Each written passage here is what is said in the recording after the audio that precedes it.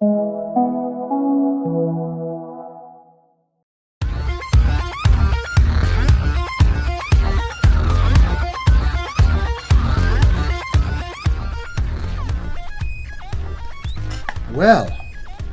I can see you all.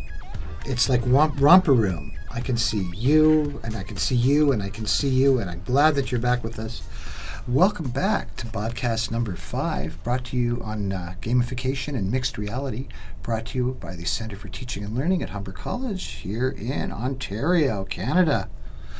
Today we're going to talk about virtual reality and virtual world building, and we're going to take you into the space. Our next 5 broadcasts are going to give you some tools to get started in working in the space. We've given you more than enough theory to get started on, and thank you for staying with us through the series. So we're going to start to put some boots on the ground next week. So this is the last bit of our theoretical work, and we're going to look at the role of virtual reality in education.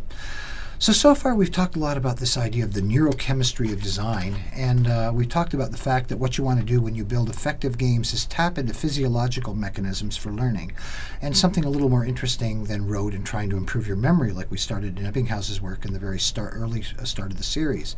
These are a set of virtual reality goggles, a little cardboard doohickeys, and what you do is you take your cell phone, you take your virtual reality content, whether it's shot with a 360 camera or whether you do full VR like we produce in our studio here at Humber. You put it on some kind of website. You take your smartphone, you go to the website, you pop it right in here, you close this off, you look, put in your earphones, and Bob's your uncle, you're in VR. Now, you can spend money on Oculus Rift and Vive and other kinds of headsets. They're about $200 or $300. But you can also equip your students with these little doohickeys, and they can do some great VR. So it's this idea where we're seeing that the use of virtual reality in learning is coming on board, and we're looking at smart ways to use it. And I'm going to start in a funny kind of place in VR, because people tend to think of VR as fabulous stuff that you look at and you go gonzo and you go, wow, you're suddenly in a world. But one of the things that VR has a really big effect in, and why we want to look at using it and learning it more, is its effects in the role of oxytocin. So oxytocin is a hormone that was first discovered, some of its actions were discovered in looking at the differences between prairie voles and mountain voles. Voles are little mouse-like creatures, and it turned out that one set of voles, the prairie voles, had higher levels of oxytocin and they had higher levels of social bonding. And it turned out the poor mountain voles had low levels of oxytocin, so they couldn't form social groups. And it turns out, by looking at the work of great authors such as Pat Churchland and other neuroscientists, that oxytocin is a hormone which, like a transmitter hormone, which connects us socially. It regulates social circuitry in the brain. And there's a number of studies that show that oxytocin is involved with gloating. When you play a game with someone, like ping pong, and you win, and the reason you feel good about winning, it's your oxytocin levels are going up. Fascinating work. And also brand identification. Oxytocin levels increase when you see your favorite brand, when you watch your favorite commercial on TV of something that you love. They know they're appealing to you. They're saying, come back to Ma Bell, or use this brand of toilet bathroom tissue. Your oxytocin levels actually go up, and you actually relate to the computer screen or the VR experience like you relate to another person. Fascinating work. And we're discovering more and more about these neurotransmitters. There's another neurotransmitter I want to mention briefly as we move on that has to do with this idea of social connectedness, and that is neurotensin. Now, neurotensin is a brain-gut hormone. It has to do with the regulation of appetite along with another hormone called ghrelin. But it turns out, as has often occurred in medicine, that we discover the role for one neurotransmitter or hormone in the body, and then we discover, well, it does 50 other things that had nothing to do with its original discovery. Now, neurotensin is located in the entorhinal cortex in the brain, and that's the part of the brain that does what's called scene simulation or scene development. So suppose you go on a vacation and you go to Amsterdam or Paris, and you have to find your way back to your hotel in the first night. Your mind has made a map of the city, and you're following that map that's in your brain, and that's called your scene development in the brain. That actually has to be done by using place cells in the cortex. Stay with me here because it gets interesting. It turns out that when we're using virtual reality, the same neural pathways are triggered. So when we're in a VR experience, just like being in the external world, our mind is forming a map of the world that we're in. This is right, this is left, this is up and down. Now, It turns out that neurotensin is a powerful regulator of learning in human beings. Studies have shown that in dementia, Alzheimer's disease, the levels go way down in the brain. People that are schizophrenics, when they're having a bad episode, the neurotensin levels are dropping in the brain. And we also that neurotensin controls what's called mentalizing functions. Mentalizing functions are the ability for me to understand your point of view, to develop empathy. If you're trying to explain why you voted for somebody and I think you're an idiot for voting for them, and you try to explain it to me, the part of my brain that might make me connect with you and say, I see the world from your point of view, empathizing. That's called a mentalizing function. So understanding or putting knowledge in a certain context of our own use, or understanding another person's point of view, are all regulated by neurotensin in the same part of the brain that virtual reality placement occurs. Do you see where I'm heading with this? Imagine the use of anti-racism training in police training. If you can see the world from the standpoint of a young person that's being carded by police, and the police officer can wear the headset and understand what it's like to be carded by police because of your appearance, there is an empathetic experience that can shift. So we have these powerful uses of VR. It's a lot more than just really cool stuff to look at. In terms of social connectedness, we've talked about a lot of different hormones which are released, but in virtual reality, we have the evidence that we're releasing a lot of other hormones which occur. We've talked about dopamine, which has to do with the compulsion to engage in a VR experience. Serotonin, we've talked about, oxytocin, but cortisol can also be released.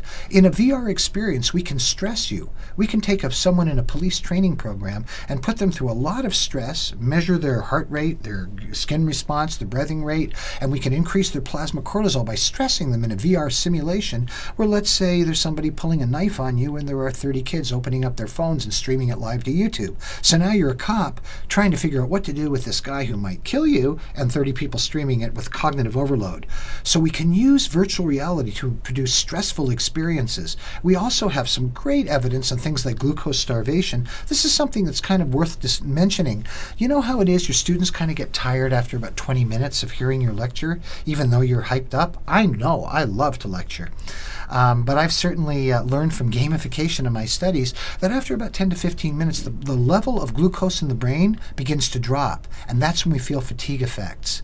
So we can use VR to give real burst instructions, and we can give it in a short period of time using a kind of narrative and try to avoid some of these fatigue effects that happen if we try to explain a story to a student. Like you're on a construction site and you have to do A, B, and C. If you actually put them in the construction site wearing a VR goggle, you're going to get a faster recall, you're going to get placed and oriented, you're going to get some of these mentalizing functions kicking in, and your fatigue effects are going to be lower because we're not burning as much as glucose. You know that friend you have that never stops talking and never stops talking? After about 15 minutes, you're tired. You really are tired. Glucose levels are a big indicator of learning, and we're learning more and more about this in the literature.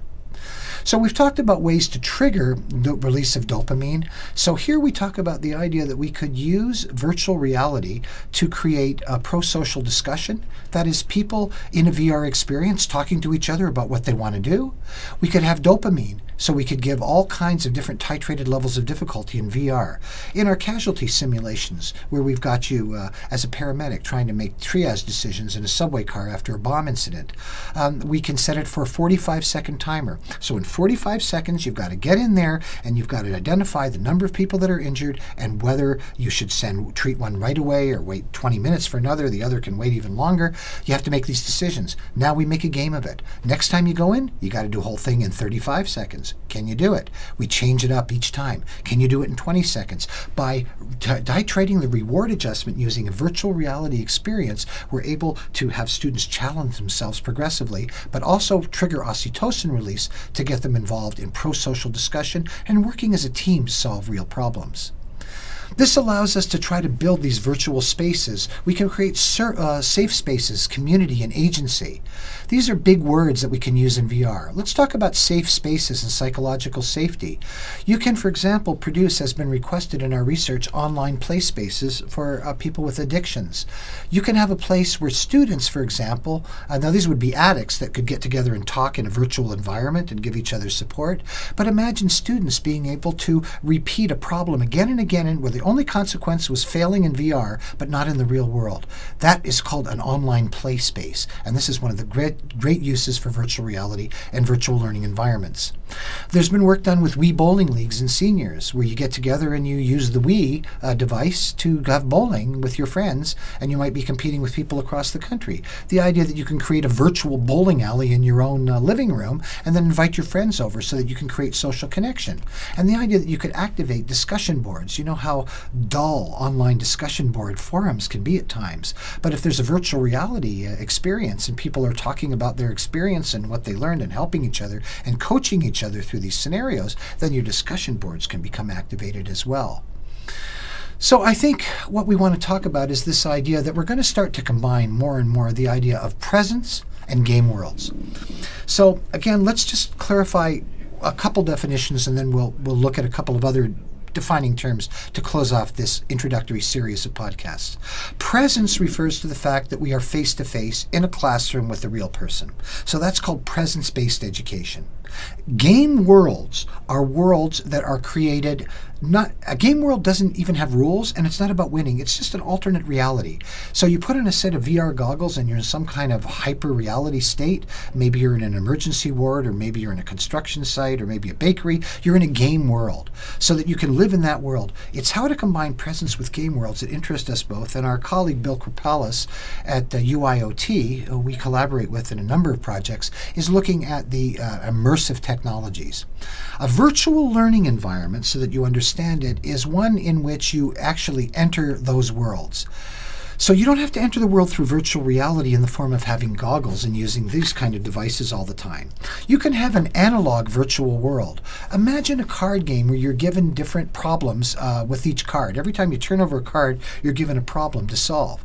And every time you solve it, you advance in the world. You maybe gain things and you can buy other cards with it. That would be using what we call an analog virtual world. Funny, analog and virtual in the same sentence, isn't it? So we can create a fantasy, a narrative kind of story in virtual space, but we don't need a lot of technology there. We're using the human imagination. Dungeons and Dragons players that date back over 20 years found that the human imagination is far more interesting than any kind of technology can produce.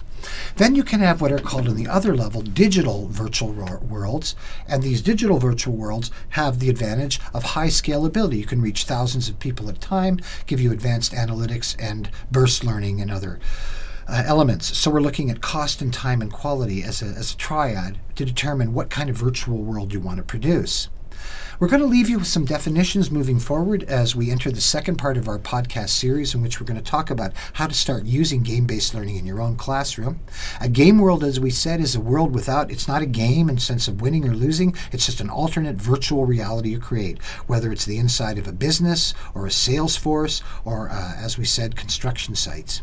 Presence games are games in which you are together in the classroom, but you might be using card or board games or other kinds of elements we'll talk about later in our series that doesn't involve any digital technology at all. You're all together, and it's great being with other people and learning face-to-face. Game-based learning, as we've talked about in this series, is where you use games for learning. Game-based training is a subset where you're using it to train people on the job. Game-based learning would probably occur in colleges like this one or universities. Game-based training is going to occur in private industry, where you might be teaching people how to do a refund at Shoppers Drug Mart. Game design elements are taking things which are interesting in video games and using them to help us motivate people. So when we talked about the example earlier of having 5% of your grade devoted in a nursing course to looking at original journals and citations, you're using a game element, that is winning some extra marks for doing a bit of extra activity beyond the course requirements. That's using a game design element. We're not making a game, but we're taking something out of games and making it. We then have game-based evaluation analytics. This is the idea that when you have a game like the SOS training app from Baycrest we showed in our last podcast, that you can evaluate from seeing how people play the game and looking at how many hours they're spending on the game and where they're having problems. You can evaluate how you're getting across to students, and even looking at Kirkpatrick 3 and 4 outcomes. That is, whether your training is having an impact in the real world.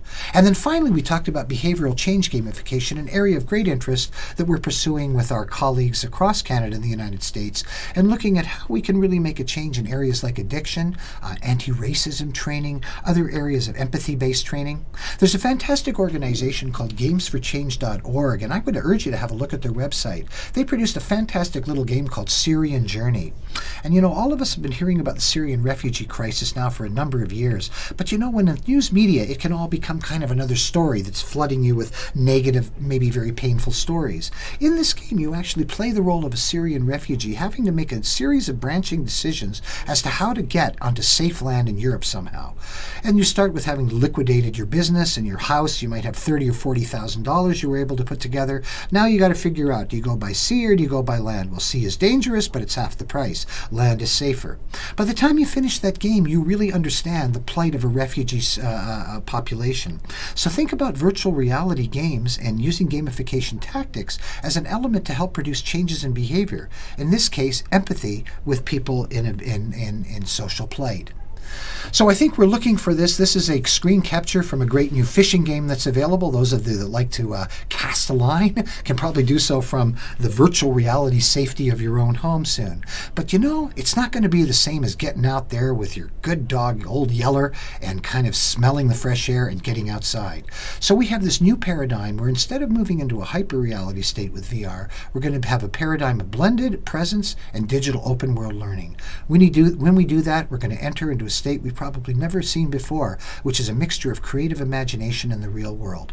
And as Jane McGonigal said, reality, my friends, is broken. While I contemplate that meaning to the statement, I'm going back to my old Laurel and Hardy reruns. We'll see you next week. Gamification, mixed reality, here at Humber College. Have a good one.